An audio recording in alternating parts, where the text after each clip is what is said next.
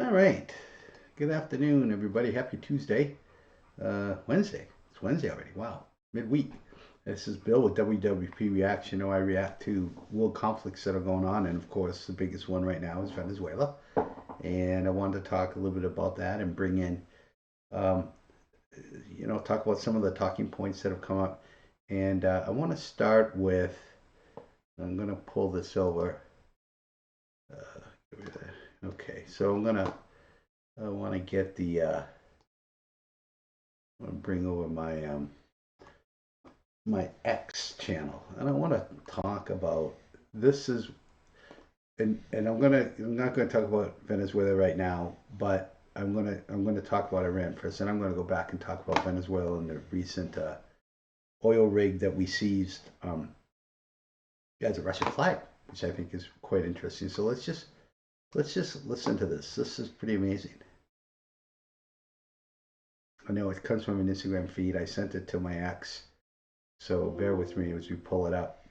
But I think it's really okay. And why do we have no sound? Oh, I see why. In order to understand why Iranians are fighting against the Islamic Republic and want their Shah to return, there are three facts that you just have to accept. Number one, Iran is not a Muslim country, and prior to 1979, we were a modern, secular, westernizing nation. Yeah, that's a great point. And, I graduated high school in '79, and in 1976, I did a kind of a world trip for school when I was in high school, and I went to Iran, and Tehran was beautiful. And I mean, I was a 16-year-old kid. The women were beautiful, and they were smart. Everyone was smart. It was, yeah, they weren't nothing like the Islamic terrorists that I fought against in the early 2000s. Number two, the 1979 Islamic Revolution, or as I like to call it, the Islamic coup d'etat, was not an organic movement. It was orchestrated by communists and Islamists, and it was funded and supported by Western nations. And number three, Exactly. the Shah of Iran was not a dictator. In fact, the Shah of Iran was protecting Iranians from Islamists and communists. Unfortunately, everyone in the West has just dealt with the historical revisionism that's been put out there by communists and Islamists to justify taking over Iran in 1979 and turn it into an Islamic hellhole governed by Sharia law. So if you're wondering why Iranians are taking to the streets and protesting against Islam, wanting to overthrow the Islamic Republic, and calling for the return of the Shah, the current king in exile, His Royal Highness Reza Pahlavi,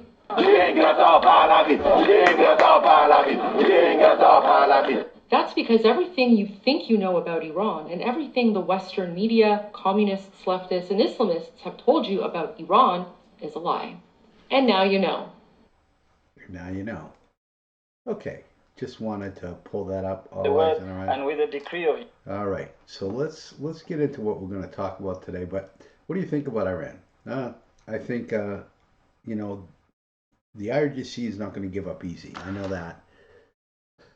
I don't know if the Shah will be able to come back, but let's go and talk about this tanker that the United States Coast Guard has seized, a Russian flagged tanker, supposedly. And let's just listen to a Venezuelan-linked oil tanker in the Atlantic after pursuing it for more than 2 weeks. In the past few minutes, the United States European Command has confirmed the capture, saying that the vessel had violated US sanctions. The move threatens to stoke tensions with Moscow amid reports that the vessel has a Russian flag painted on its hull.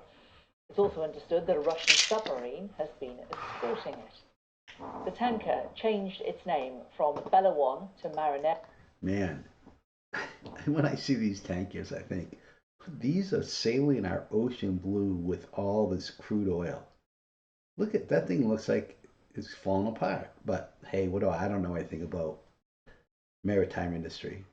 So maybe that is okay. I don't know.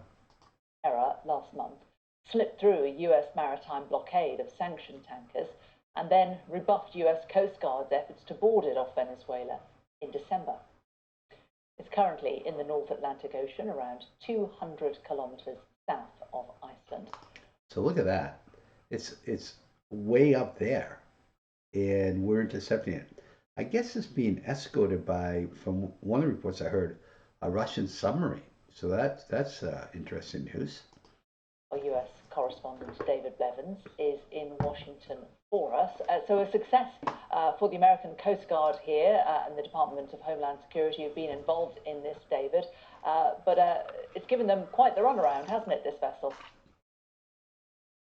Yes, this has been a developing story, not just for the last few hours, but for the last few days, even weeks, Jane. But the picture has become clearer in the last few minutes, with confirmation coming from the US European Command in a post online. This is what they say. The Justice Department and Department of Homeland Security, in coordination with the Department of War, today announced the seizure of the MV Bella 1 for violations of US sanctions.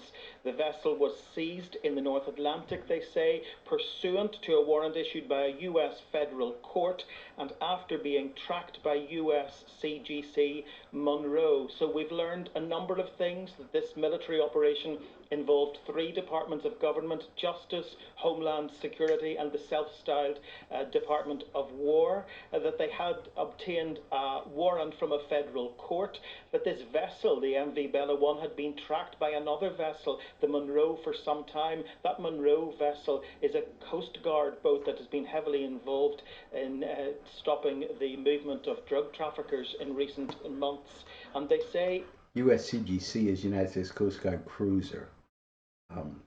And the name of that cruise is Monroe.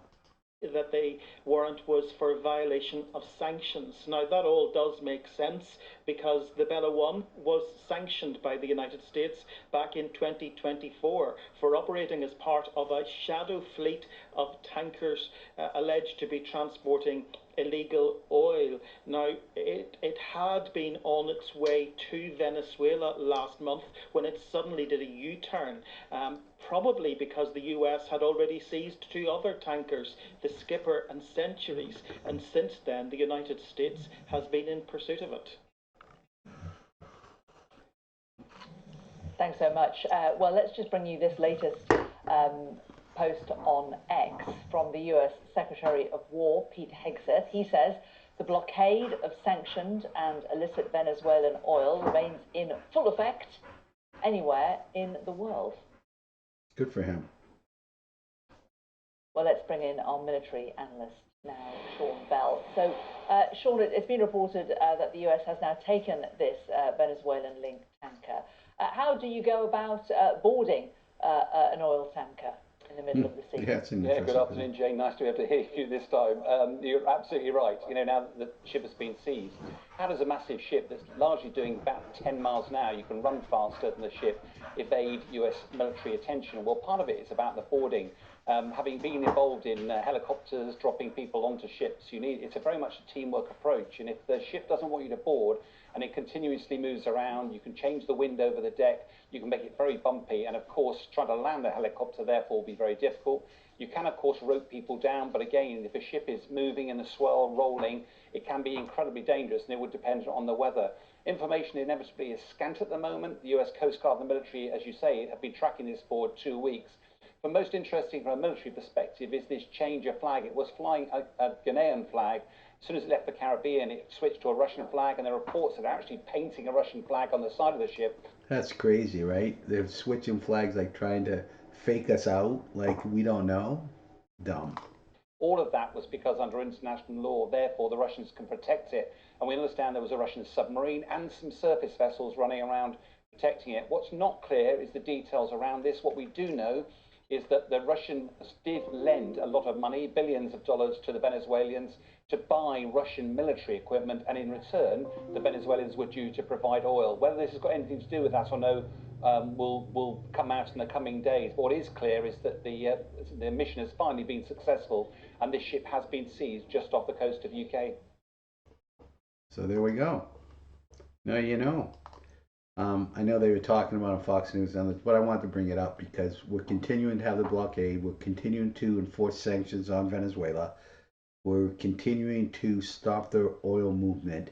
There's a lot of talk about, hey, these, in fact, I was reading an article, folks saying that the cartels seeing they can't move drugs as much, are going to go into siphoning through the pipelines that go through the country, because it's a huge country. It's what, twice the size of what they say, Texas? No, I can't think of it. Anyways, but it's a big country for South America, and yeah, there's going to be interesting things to come about here in the next few weeks, particularly when it comes to cartels, particularly when it comes to the movement of oil within Venezuela to the ports. And then what do we do with the oil? Do we just come in and seize it there?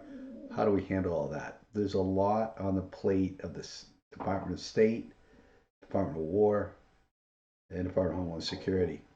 So stay tuned. If you like this kind of content, please like and subscribe. My name is Bill. I'm a retired United States Army officer.